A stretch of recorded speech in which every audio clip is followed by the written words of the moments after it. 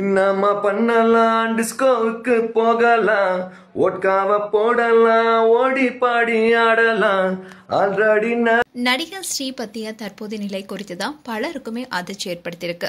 அதோட ஸ்ரீ நிர்வாணமாகவும் சில வீடியோஸ்ல இருக்காரு அண்ட் கேப்ஷனும் ரொம்பவே மோசமா கொடுத்துட்டு வராரு. இந்த ஸ்ரீ யார் என்பது குறித்து தான் இந்த வீடியோல பார்க்க போறோம். நடிகர் ஸ்ரீவுடைய உண்மையான பெயர் ஸ்ரீராம் நடராஜன்.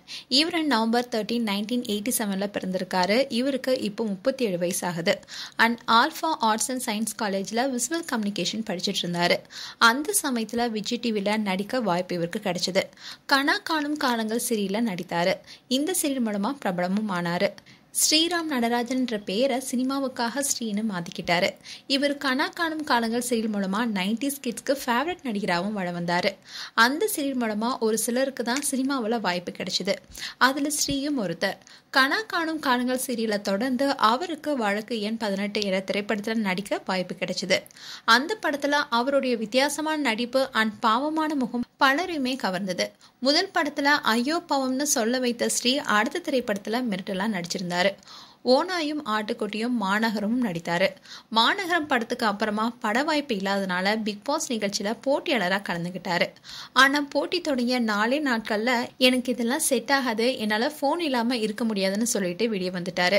அந்த சமயத்துல கூட ஸ்ரீ பத்தி பல தப்பான கருத்துக்களும் உள்ள வந்துச்சு. அண்ட் இவரு வருடத்துக்கு ஒரு படம் என்ற கணக்குல தான் நடிச்சிட்டு வந்தாரு. ஆனா அதுக்கப்புறமா இவருக்கு வாய்ப்பு அந்த அளவுக்கு கிடைக்கல.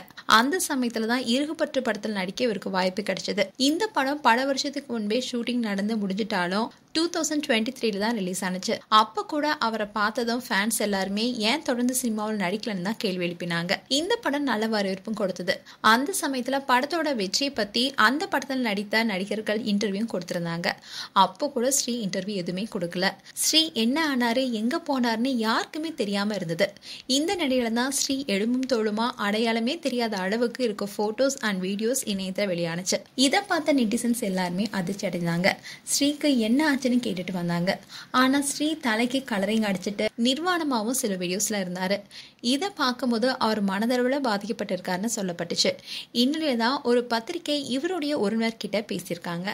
அதுல அவர் பல விஷயத்த குறித்து சொல்லியிருக்காரு. அதுல அவர் என்ன சொன்னார்னா, ஸ்ரீ என்னுடைய ரிலேட்டிவ் அண்ணன் தான். அவர் நடிச்ச படத்துக்கு அவருக்கு பணத்தை கொடுக்கல. இதனால அவர் ரொம்பவே டிப்ரெஷன்ல இருந்தாரு. அப்போ குடும்பத்திலையும் நிறைய பிரச்சனை ஏற்பட்டுச்சு. அதனால அவர் தனியா போயிட்டாரு. இப்போ எங்கேயோ இருக்காரு. ஆனா குடும்பத்தினர் எல்லாரும் கூப்பிட்டு வரமாட்டேங்கிறாரு. போட்டோஸ் வெளியாகும் ஐடி அவருடைய ரியல் ஐடி தானான்னு பலருக்குமே சந்தேகம் இருந்துச்சு. ஆனா அது அவருடைய ரியல் ஐடி தான்.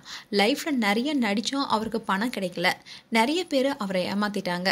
அதனால இப்ப எல்லாருமே விட்டுட்டு சிங்கிளா இருக்காருன்னு அதுல விளக்கம் கொடுத்திருந்தாரு. கடந்த 1 வருஷமாவே ஸ்ரீ ஒரே வீட்டுல ஒரே அறைக்குள்ளதான் சமைச்சு சாப்பிட்டுட்டு வந்திருக்காரு. அதை குறித்த போட்டோஸ் அண்ட் ரீல்ஸ் வீடியோஸையும் வெளியிட்டிருந்தாரு. ஒரு சில ட்ரெஸ்ஸையே மீண்டும் மீண்டும் போட்டுட்டு அவர் ரீல்ஸ் பண்ணியிருக்காரு. அதே மாதிரி அவர் சில நாட்களா போடுற போஸ்ட் எல்லாமே ரொம்பவே ஆபாசமா இருக்கு. அந்த போஸ்ட்களுக்கு கீழே லேடி பாயினும் டேக் பண்ணியிருக்காரு. இது ரசிகர்களுக்கு மேலும் அதிர்ச்சி கொடுத்திருக்கு. மேலும் சில வருடங்களா சரியான வாய்ப்புகளும் தான் உழைத்ததற்கான சரியான பணமும் கிடைக்காதனாலதான் மன அழுத்தத்துல போதை பழக்கத்துக்கு அடிமையாகி இவர் இப்படி மாறிட்டாரான்னு ஃபேன்ஸும் அவங்களுடைய வருத்தங்களை தெரிவிச்சுட்டு வராங்க.